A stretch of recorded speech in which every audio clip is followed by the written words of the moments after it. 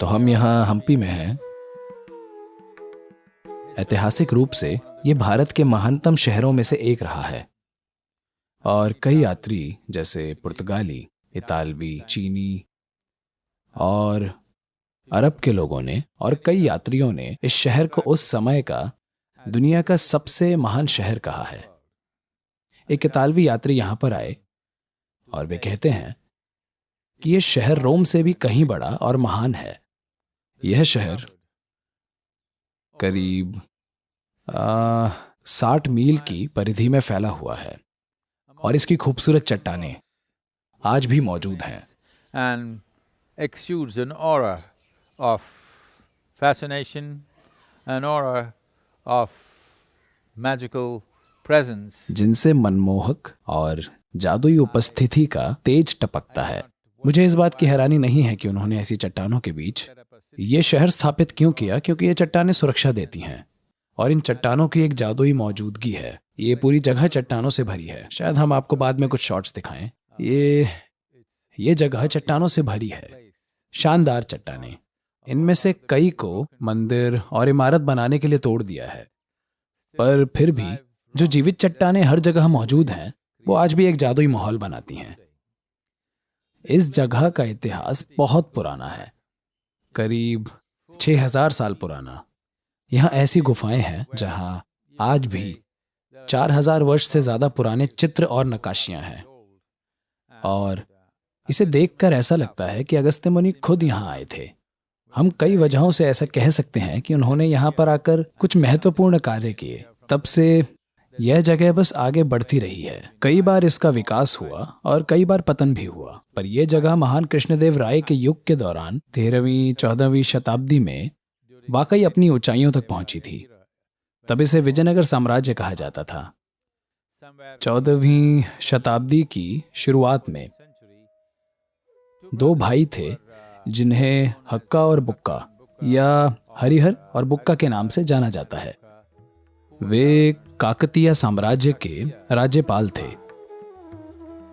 उन्होंने प्रशासन और नीति की कला सीखी, यहाँ आने का फैसला किया और अपना राज्य स्थापित किया। इस क्षेत्र में कर्नाटक के बल्लालों और ब्राह्मणी सल्तनत के बीच लगातार युद्ध होते रहते थे, क्योंकि उत्तरी मुगल सम्राट दक्षिण की ओर बढ़ने की कोशिश कर रहे थे। कई तरीकों से कई वर्षों तक, 200 से ज्यादा वर्षों तक विजयनगर साम्राज्य दक्षिण में इस्लामी आक्रमणों को रोकने वाला एक मजबूत किला बन गया। यह भी एक कारण है कि दक्षिण में इस्लाम का असर और रुतबा बहुत कम रहा। विजयनगर साम्राज्य ही इसकी मुख्य वजह था, क्योंकि उन्होंने अपनी सेना को इस तरह से तैयार किया था।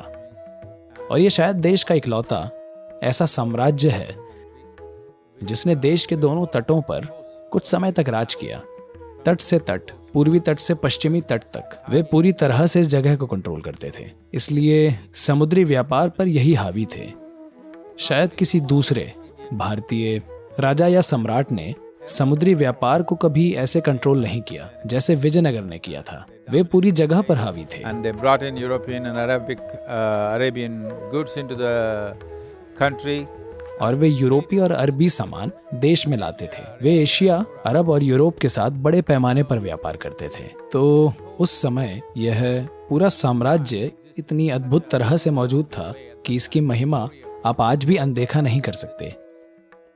तो ऐसा कैसे हुआ, इसके बारे में एक कहानी है। दो भाई थे जिन्हें इस्लामिक सल्तनत ने गिरफ्तार कर लिया था और उन्हें दिल्ली ले जाया गया था, और फिर उन्होंने मुस्लिम धर्म अपना लिया। 15 साल से ज्यादा समय तक वे सच्चे मुस्लिम बनकर रहे, क्योंकि उनके लिए जिंदा रहने का सिर्फ यही तरीका था।